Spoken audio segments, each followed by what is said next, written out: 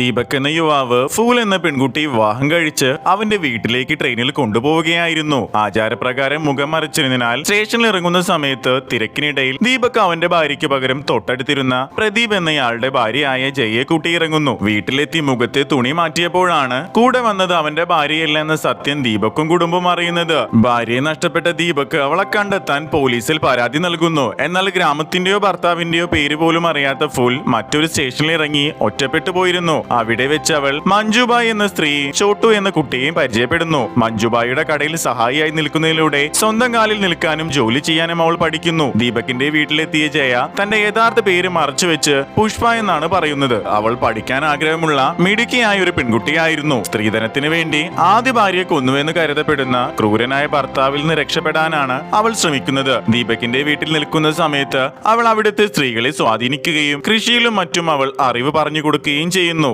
ദീപകിന്റെ ചേട്ടതിയെ കൊണ്ട് അവളുടെ ചിത്രം വരപ്പിച്ച് പോസ്റ്റർ അടിച്ച് ജയയും ദീപകിന്റെ കൂട്ടുകാരൻ മനോഹറും ചേർന്ന് വിതരണം ചെയ്യുന്നു. എന്നാൽ ജയയുടെ കള്ളത്തരങ്ങൾ മനസ്സിലാക്കിയ പോലീസ് അവളെ ഒരു മോഷ്ടാവായി ചിത്രീകരിച്ച് അറസ്റ്റ് ചെയ്തു. പോലീസ് ഇൻസ്പെക്ടർ ശ്യാം സത്യങ്ങൾ മനസ്സിലാക്കുകയും ജയയെ അവളുടെ ക്രൂരനായ ഭർത്താവിൽ നിന്ന് രക്ഷിക്കുകയും ചെയ്യുന്നു. അപ്പോഴേക്കും ജയ തയ്യാറാക്കിയ പോസ്റ്റർ വഴി ഫൂലിന്റെ വിവരം ലഭിച്ച സ്റ്റേഷൻ മാസ്റ്റർ അവളെ ദീപകിന്റെ ഗ്രാമത്തിലേക്ക് ട്രെയിൻ കയറ്റി അയച്ചിരുന്നു. ഒടുവിൽ ദീപക്കും ഫൂലും ഒന്നിക്കുകയും ജയ തന്റെ ഉപരിപഠനത്തിനായി ഡെറാഡൂണിലേക്ക് യാത്രയാകുകയും ചെയ്യുന്നു.